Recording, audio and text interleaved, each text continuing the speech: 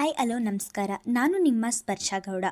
ಯಾರೆಲ್ಲ ಇನ್ನು ಕಾಮನಬಿಲ್ಲು ಕಥಾಗುಚ್ಛ ಯೂಟ್ಯೂಬ್ ಚಾನಲ್ಗೆ ಸಬ್ಸ್ಕ್ರೈಬ್ ಆಗಿಲ್ವೋ ಕೂಡಲೇ ಸಬ್ಸ್ಕ್ರೈಬ್ ಆಗಿ. ಕತೆ ಇಷ್ಟ ಆದರೆ ಶೇರ್ ಮಾಡಿ, ಲೈಕ್ ಮಾಡಿ ಹಾಗೂ ಕಮೆಂಟ್ ಮಾಡಿ. ನಾನು ಇವತ್ತು ಹೇಳ್ತಿರೋ ಕತೆ ಉಂಗಿರಣ ಭಾಗ 206. ಆರಾಧ್ಯ ಕಡೆ ತಿರುಗಿ ಅವಳಿಗೆ ಯಾಕೆ ನೋವಾಗೋ ಎಂದು ಹೇಳುತ್ತಿದ್ದವನು ಅರ್ಧಕ್ಕೆ ಮಾತು ನಿಲ್ಲಿಸಿದನು.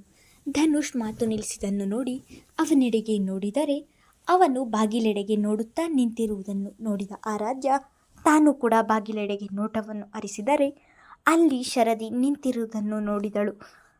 ತಮ್ಮ ಕೋಣೆಯಲ್ಲಿ ಆರಾಧ್ಯ ಇದ್ದಾಳೆ, ಅವಳು ಧನುಷ್ ಜೊತೆ ಮಾತನಾಡುತ್ತಿದ್ದಾಳೆ ಎನ್ನುವ ಸಣ್ಣ ಸುಳಿವು ಕೂಡ ಶರದಿಗೆ ಇರಲಿಲ್ಲ. ಆರಾಧ್ಯ ಬಂದ ಸ್ವಲ್ಪ ಹೊತ್ತಕ್ಕೆ ತನ್ನ ಕೋಣೆಗೆ ಮಲಗಲು ಎಂದು ಶರದಿ ಕೂಡ ಅಲ್ಲಿಗೆ ಬಂದಿದ್ದಳು. ಮಾತನಾಡುವುದನ್ನು ನೋಡಿ ಒಳಗೆ ಬಂದು ಬಾಗಿಲ ಬಳಿಯಲ್ಲಿ ಹಾಗೆ ನಿಂತು ಬಿಟ್ಟಳು. ಅವರಿಬ್ಬರು ಮಾತನಾಡಿದ ಪ್ರತಿಯೊಂದು ಮಾತುಗಳು ಕೂಡ ಅವಾಗಿಯೇ ಅವಳ ಕಿವಿಯ ಮೇಲೆ ಬಿದ್ದಿದ್ದವು.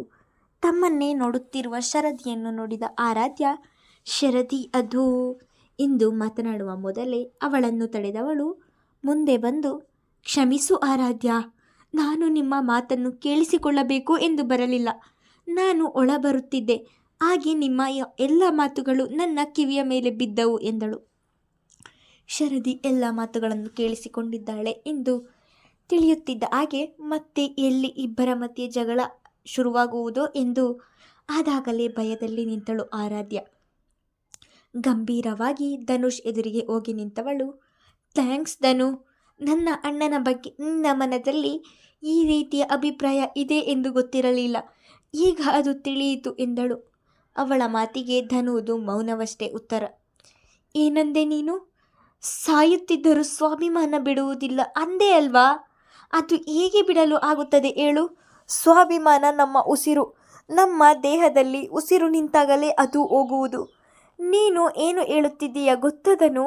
ನನ್ನ ಅಣ್ಣ ಸ್ವಾಭಿಮಾನವನ್ನು ಬಿಟ್ಟು ನಿನ್ನ ಮುಂದೆ ಬಂದು ಕೈ ಚಾಚಿ ನಿಲ್ಲಬೇಕು, ನಮ್ಮನ್ನು ದುಡಿದು ತಿನ್ನುವುದನ್ನು ಬಿಟ್ಟು ಹೇಳಿಕೊಟ್ಟಿದ್ದಾರೆಯೋ ಹೊರತು ಬೇಡಿ ತಿನ್ನುವುದನ್ನು ಹೇಳಿಕೊಟ್ಟಿಲ್ಲ ಎಂದು ಹೇಳುವಾಗ ಅದಾಗಲೇ ಅವಳ ದುಃಖ ಒತ್ತರಿಸಿ ಬಂದಿತ್ತು.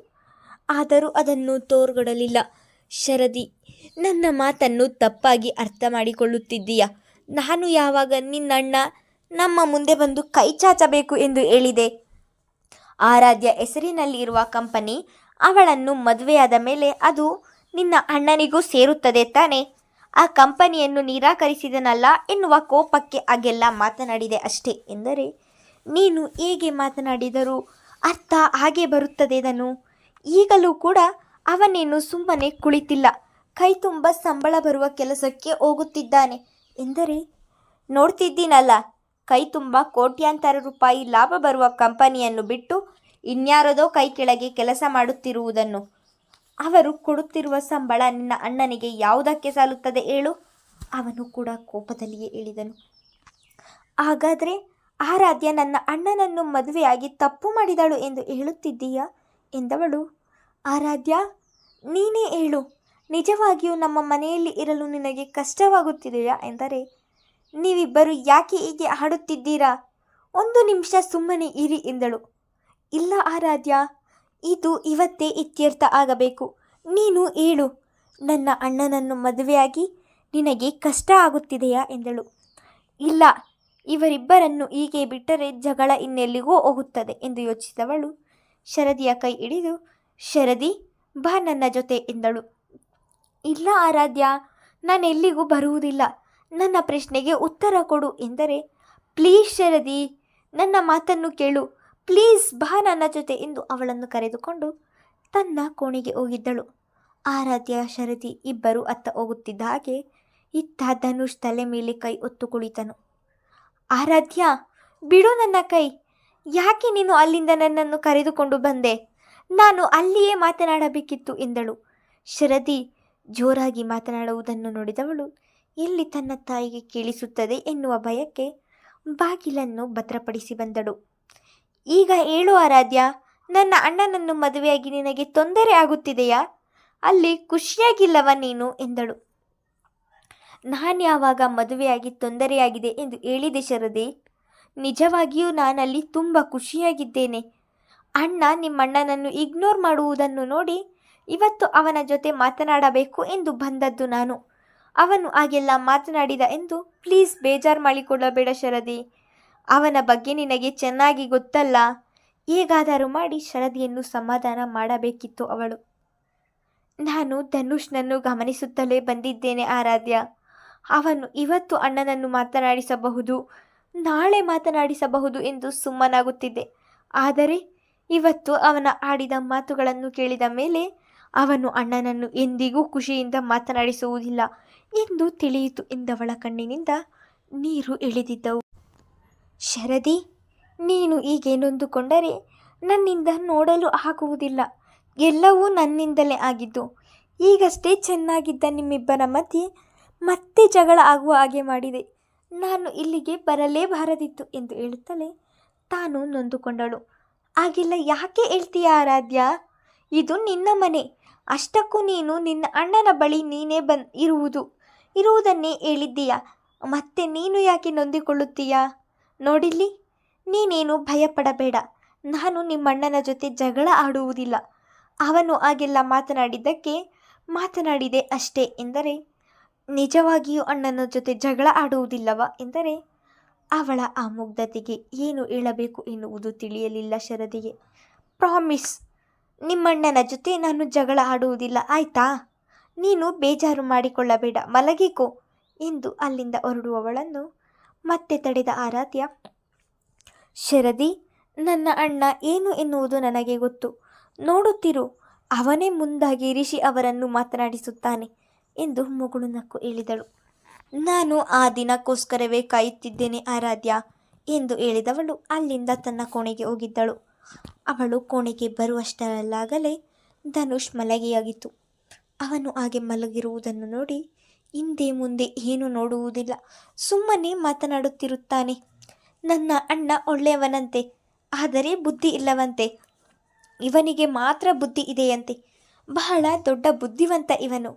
ಇವನಷ್ಟು ಬುದ್ಧಿವಂತ ಯಾರೂ ಇಲ್ಲ. ಇವತ್ತು ಆರಾಧ್ಯಗೋಸ್ಕರ ಸುಮ್ಮನಾಗಿದ್ದೇನೆ.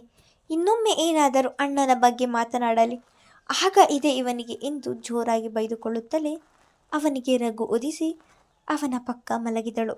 ಅವಳು ಮಲಗುತ್ತಿದ್ದ ಹಾಗೆ ಮಾತನಾಡಿದರೆ ಏನು ಮಾಡ್ತೀಯಾ ಎಂದು ಅವಳ ನಡು ಹಿಡಿದು ತನ್ನತ್ತ ಎಳೆದುಕೊಂಡು ಕೇಳಿದನು. ಇತ್ತ ಆರಾಧ್ಯ ತನ್ನ ಪಕ್ಕದಲ್ಲಿ ಇಲ್ಲದೆ ರಿಷಿಗೆ ನಿದ್ದೆ ದೂರದ ಮಾತಾಗಿತ್ತು. ತಾನೇ ಸೋತು ಕರೆ ಮಾಡಿ ಮಾತನಾಡಿಸೋಣ ಎಂದರೆ ಇಂದು ಅವಳು ಹೇಳದೆ ಹೋಗಿದ್ದನ್ನು ನೆನೆದು ಬೇಸರವಾದಂತಾಗಿ ಹಾಗೆ ಸುಮ್ಮನಾದನು. ಏನೋ ಗೊತ್ತಿಲ್ಲ ಆರಾಧ್ಯ, ನಿಮ್ಮನ್ನು ನೋಡದೆ ನಿಮ್ಮನ್ನು ಮಾತನಾಡಿಸದೆ ನನ್ನಿಂದ ಇರಲು ಆಗುತ್ತಿಲ್ಲ. ನೀವು ನನ್ನ ಜೊತೆ ಮಾತನಾಡಲಿಲ್ಲ ಎಂದಿದ್ದರೂ ಎದುರಿಗೆ ಇರುವ ನಿಮ್ಮನ್ನು ನೋಡಿ ಸುಮ್ಮನಾಗುತ್ತಿದ್ದೆ.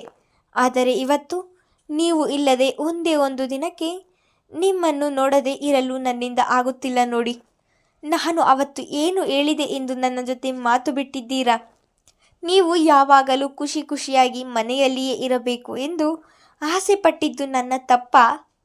ಇಲ್ಲ ಆರಾಧ್ಯ, ನೀವು ನನ್ನ ಮೇಲೆ ಎಷ್ಟೇ ಮುನಿಸಿಕೊಂಡರೂ ಸಹ ನಿಮ್ಮನ್ನು ಕೆಲಸಕ್ಕೆ ಕಳುಹಿಸಲು ನನ್ನ ಮನಸ್ಸು ಒಪ್ಪುವುದಿಲ್ಲ ಎಂದು ತನ್ನ ಮೊಬೈಲ್ನಲ್ಲಿ ಇರುವಂತಹ ಆರಾಧ್ಯಳ ಫೋಟೋ ನೋಡಿಕೊಂಡು ಒಬ್ಬನೇ ಮಾತನಾಡುತ್ತಿದ್ದನು ರಿಷಿ.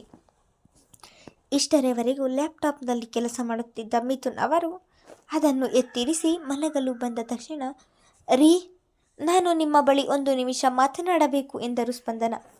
ಅವರ ಬಳಿ ಹಾಸಿಗೆಯ ಮೇಲೆ ಕುಳಿತು, ಅದೇನು ಹೇಳು ಸ್ಪಂದನ ಎಂದರು. ಅದು ಅನತಿ ಮದುವೆ ವಿಷಯ ಮಾತನಾಡಬೇಕಿತ್ತು ಎಂದರು. ಅನತಿಗೆ ಮದುವೆಯಾ? ಈಗಲೇ ಯಾಕೆ ಮದುವೆ? ಇಬ್ಬರಿಗೂ ಮಕ್ಕಳಿಗೂ ಆಗಲೇ ಮದುವೆಯಾಗಿದೆ. ಅವಳು ಚಿಕ್ಕವಳು, ಇನ್ನೊಂದೆರಡು ವರ್ಷ ಅವಳು ಆಯಾಗಿ ಇರಲಿ ಬಿಡು, ಆಮೇಲೆ ಮಾಡೋಣ. ಈಗ ಮದುವೆಗೆ ಏನು ಅವಸರ ಎಂದರು. ಇಲ್ಲ ರೀ, ಇತ್ತೀಚೆಗೆ ಅವಳ ನಡವಳಿಕೆ ಅತಿರೇಕಕ್ಕೆ ಹೋಗುತ್ತಿದೆ. ಶರದಿಯನ್ನು ಕಂಡರೆ ಅವಳಿಗೆ ಆಗುತ್ತಿಲ್ಲ. ಈ ವಿಚಾರಕ್ಕೆ ಬೇಗ ಮದುವೆ ಮಾಡೋಣ ಎಂದು ಹೇಳುತ್ತಿಲ್ಲ.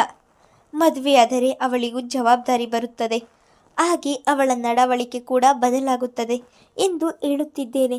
ಇನ್ನೇನು ಅವಳ ಓದು ಮುಗಿಯುತ್ತಿದೆ. ನಾವು ಹುಡುಗನನ್ನು ನೋಡಿ ಮದುವೆ ಮಾಡುವುದು ಇನ್ನೂ 1 ವರ್ಷ ಆಗುತ್ತದೆ ಎಂದರೆ, ಸ್ಪಂದನ, ಅನತಿ ಈಗಲೇ ಮದುವೆ ಬೇಡ ಎಂದರೆ ಏನು ಮಾಡುವುದು?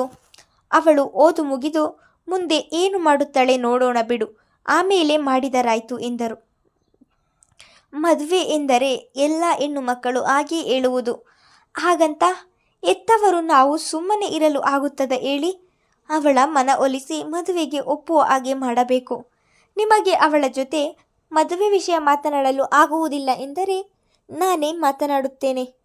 ಅದಕ್ಕೂ ಮೊದಲು ನಿಮ್ಮ ಫ್ರೆಂಡ್ ಒಬ್ಬರು ನಮ್ಮ ಅನತಿ ಬಗ್ಗೆ ವಿಚಾರಿಸಿದ್ರು ಎಂದು ಹೇಳಿದಿರಲ್ಲ, ಅವರ ಬಳಿಯೇ ಯಾಕೆ ನೀವು ಮದುವೆ ವಿಷಯ ಮಾತನಾಡಬಾರದು?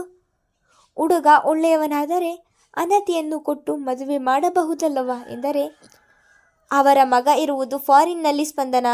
ಒಮ್ಮೆ ಮಾತನಾಡಿ ನೋಡುತ್ತೇನೆ. ನಮ್ಮ ಅನತಿ ಅವರ ಮಗ ಒಬ್ಬರನ್ನೊಬ್ಬರು ಒಪ್ಪಿದರೆ ನಿನ್ನ ಆಸೆಯಂತೆ ಆ ಹುಡುಗನಿಗೆ ಕೊಟ್ಟು ಮದುವೆ ಮಾಡೋಣ ಬಿಡು ಎಂದರು. ಮಿಥುನ್ ಅವರ ಮಾತು ಕೇಳಿ ಸ್ಪಂದನ ಅವರಿಗೆ ಸಮಾಧಾನವಾದಂತಾಯಿತು. ಮತ್ತೆ ಮುಂದುವರೆದ ಮಿಥುನ್ ಅವರು, ಸ್ಪಂದನ, ಅನತಿ ಮದುವೆ ಮಾಡಲು ಯಾಕಿಷ್ಟು ಅರ್ಜೆಂಟ್ ಮಾಡ್ತಿದ್ದೀಯಾ ಎಂದು ನನಗೆ ಈಗಲೂ ತಿಳಿಯುತ್ತಿಲ್ಲ ಎಂದರೆ, ಅದೇನೋ ಗೊತ್ತಿಲ್ಲ ರೀ, ಅವಳ ವಿಷಯದಲ್ಲಿ ನನಗಂತೂ ಮನದಲ್ಲಿ ಭಯ ಆಗಿದೆ. ಅವಳು ನಮ್ಮ ಮುದ್ದುವಿನ ಹಾಗೆ ಆಗಿದ್ದರೆ ನಾನು ಇಷ್ಟು ಯೋಚಿಸುತ್ತಿರಲಿಲ್ಲ. ಆದರೆ ಅವಳಿಗೂ ಇವಳಿಗೂ ಅಜಗಜಾಂತರ ವ್ಯತ್ಯಾಸ ಇದೆ. ಅದೇಕೋ ಅವಳಿಗೆ ಬೇಗ ಮದುವೆ ಮಾಡಿಬಿಡೋಣ ಎನಿಸುತ್ತಿದೆ ಎಂದರೆ, ನೀನು ಭಯಪಡುವ ಹಾಗೆ ಏನೂ ಆಗುವುದಿಲ್ಲ, ನಿನ್ನಿಷ್ಟದಂತೆ ವಿಚಾರಿಸಿ ನೋಡ್ತೀನಿ ಬಿಡು ಎಂದು ಹೆಂಡತಿಗೆ ಸಮಾಧಾನ ಮಾಡಿದರು. ಮುಂದುವರಿಯುವುದು. ಅನತಿ ಸಾಗರ್ನನ್ನು ಇಷ್ಟಪಡುತ್ತಿರುವ ವಿಷಯ ತಿಳಿದರೆ ಸ್ಪಂದನ ಅವರು ಏನು ಮಾಡುತ್ತಾರೆ ಎಂದು ಮುಂದಿನ ಸಂಚಿಕೆಯಲ್ಲಿ ತಿಳಿದುಕೊಳ್ಳೋಣ. ಧನ್ಯವಾದಗಳು.